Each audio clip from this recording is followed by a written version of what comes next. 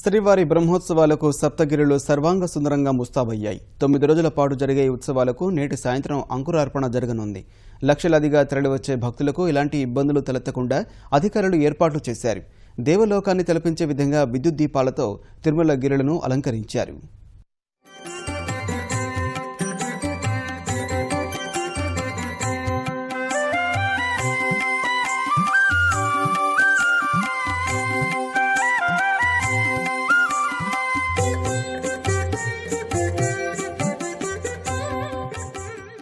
కలియుగ దైవం శ్రీనివాసుని వార్షిక బ్రహ్మోత్సవాలను వైభవంగా నిర్వహించేందుకు తిరుమల తిరుపతి దేవస్థానం ఏర్పాట్లు పూర్తి చేసింది. దేశ విదేశాల నుంచి స్వామివారి వాహన సేవలను వీక్షించడానికి వచ్చే భక్తులను దృష్టిలో ఉంచుకుని తిథిదే ప్రత్యేక వస్తువులు కల్పించింది.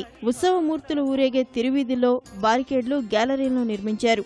గరుడ వాహన సేవ రోజు ట్రాఫిక్ సమస్యలు తలెత్తకుండా రింగ్ రోడ్ ద్వారా మాత్రమే వాహనాలను అనుమతించాలని నిర్ణయించారు. బ్రహ్మోత్సవాల సందర్భంగా సప్తగిరులను విద్యుత్ దీపాలు, వివిధ దేవతామూర్తుల భారీ కటౌట్లతో అందంగా అలంకరించారు. ఉద్యాన శాఖ ఆధ్వర్యంలో పాప వినాశనం మార్గంలో కళ్యాణ వేదిక వద్ద 18 రకాల పుష్పాలతో వివిధ ఆకృతులను తయారు చేస్తున్నారు.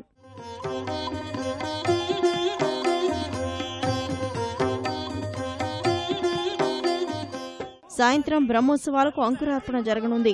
బుధవారం సాయంత్రం 5 నుంచి 5:30 గంటల మధ్య మకర లగ్నంలో శ్రీనివాసుని బ్రహ్మోత్సవాలకు సకల దేవతామూర్తులను ఆహ్వానిస్తూ ధ్వజారోహణ కార్యక్రమం నిర్వహిస్తారు. తర్వాత రాష్ట్ర ప్రభుత్వం తరపున స్వామివారికి ముఖ్యమంత్రి చంద్రబాబు పట్టు వస్త్రాలను సమర్పిస్తారు. రాత్రి 9 గంటలకు ప్రారంభమయ్యే పెద్దశేష వాహన సేవతో వాహన సేవలు ప్రారంభమవుతాయి. 9 రోజుల పాటు రోజుకు 2 వాహనాలపై స్వామివారు భక్తులకు దర్శనమివ్వనున్నారు.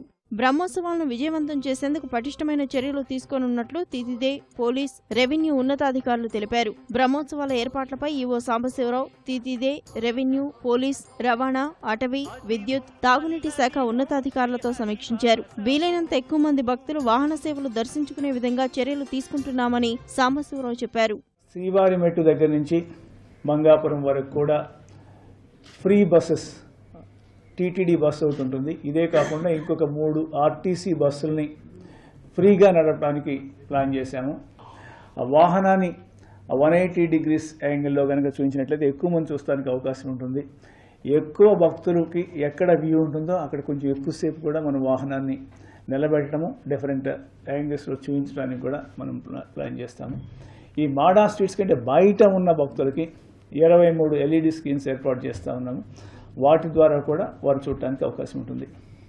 ఇక్కడే కాకుండా తిరుపతిలో కూడా 4 ప్లేసెస్లో LED స్క్రీన్స్ ఏర్పాటు చేస్తా ఉన్నాం. కాలిబాటను వచ్చే భక్తులకు ఎలాంటి ఇబ్బందులు తలెత్తకుండా శ్రీవారి మెట్టు, అలిపిరి కాలిబాటలో 50 మెట్లకు 2 సిబ్బందిని నియమిస్తున్నట్లు కలెక్టర్ సిద్ధార్థ్ జైన్ వెల్లడించారు.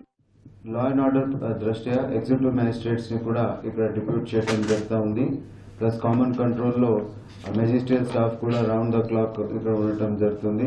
తర్వాత పోలీస్ డిపార్ట్మెంట్ సమన్వయంతో మాడా స్ట్రీట్స్ కాదు, మాడా స్ట్రీట్స్ బయట కూడా ట్రాఫిక్ ని రెగ్యులేట్ చేసే విధంగా ఓవర్ క్రౌడింగ్ కాకుండా చూసేదానికి అన్ని చర్యల్లో చూడటం జరుగుతుంది. బ్రహ్మోత్సవాల సమయంలో 4 బృందాల గ్రే హౌండ్స్, 2 బృందాల ఆక్టోపస్ సిబ్బందితో పాటు 3000 మంది పోలీసులను వినియోగిస్తున్నట్లు రాయలసీమ ప్రాంత ఐజీ గోపాలకృష్ణ తెలిపారు. ఈ పండుగ అంతా కూడాను ఒక మంచి వాతావరణంలో సక్రమంగా జరిగేటట్టు మేమంతా కృషి చేస్తున్నాము. సుమారుగా ఇప్పటికీ 3000 మందిని మొదట ఫేజ్, తర్వాత మళ్ళీ గరుడోత్సవం రోజుని ఒక 2000 మందిని ఎక్స్ట్రాగా కూడా తీసుకురావడం జరుగుతుంది. ఇది మేము ఇప్పటి వరకు వేసుకున్నటువంటిది. 1-2 రోజుల్లో మళ్ళీ ఏమైనా ఇంక్రీజ్ కావాలనుకుంటే కూడా బందోబస్తుని ఎక్స్ట్రా ఇవ్వడానికి మా డీజీ గారు కూడాను చెప్పారు. సామాన్య భక్తులకు స్వామి దర్శనం సమయంలో ఎలాంటి అవాంతరాలు తలెత్తకూడదనే లక్ష్యంతో వీఐపీ దర్శనాలు నిలిపివేశామని తిథిదే అధికారులు చెబుతున్నారు.